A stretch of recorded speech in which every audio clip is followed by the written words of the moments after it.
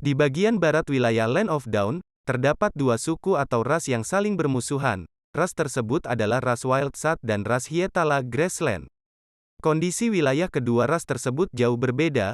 Wildsat merupakan ras yang hidup di tempat yang tandus dan sedikit air, sebaliknya Hyetala Grassland merupakan wilayah yang subur dan banyak air.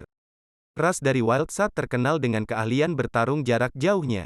Mereka dapat menggunakan tombak dan busur panah dengan baik. Dengan tombaknya, mereka dapat membuat pingsan para lawannya.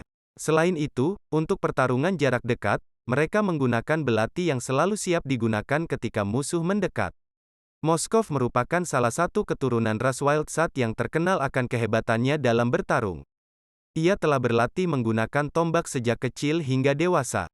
Dengan keahliannya itu, ia diwarisi tombak gaib milik keluarganya dan sekaligus menjadi perwakilan keluarganya sebagai petarung di ajang Damu turnamen. Dengan kehebatannya dalam menggunakan tombak, ia berhasil mengalahkan para lawannya dan dikenal sebagai Battle Master. Kehebatan Moskov mengantarkannya menjadi pewaris pemimpin ras Wildsat. Dengan kekuasaan tersebut, ia merekrut pemuda sebayanya untuk dijadikan teman berburu. Kelompok Moskov dalam melakukan perburuan tidak dapat diragukan lagi.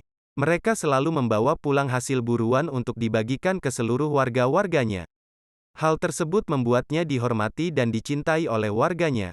Sedangkan di sisi lain, pemimpin ras Hyetala Grassland, yaitu Thornwolf, merasa tidak senang dengan Moskov sebagai pemimpin baru ras Wildsat yang semakin hari semakin kuat.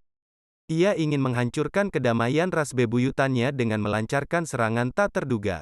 Ia mengatur strategi berperang dengan waktu yang tepat, yaitu ketika Moskov dan kelompok berburunya tidak sedang berada di Wildsat. Pada suatu hari, Moskov dan kelompoknya pergi berburu untuk mencari sumber makanan bagi para warganya.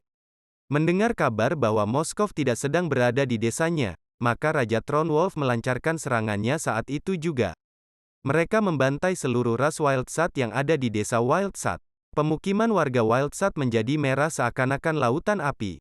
Tidak ada perlawanan berarti dari penduduk Wildsat sebab pemimpin dan para pemudanya sedang melakukan perburuan. Tidak puas dengan pembantaian di desa, Raja Thornwolf memerintahkan seluruh pasukannya untuk mengalahkan Moskov dan pengikutnya. Mereka berhasil menemukan Moskov dan pengikutnya dan setelah itu mereka bertarung habis-habisan. Ada yang rela bertarung dan ada pula yang panik lalu melarikan diri. Dikarenakan kalah jumlah, pengikut Moskov harus gugur di saat itu juga. Yang tersisa hanyalah Moskov seorang. Demi menyelamatkan nyawanya, ia melarikan diri dari pertarungan tersebut.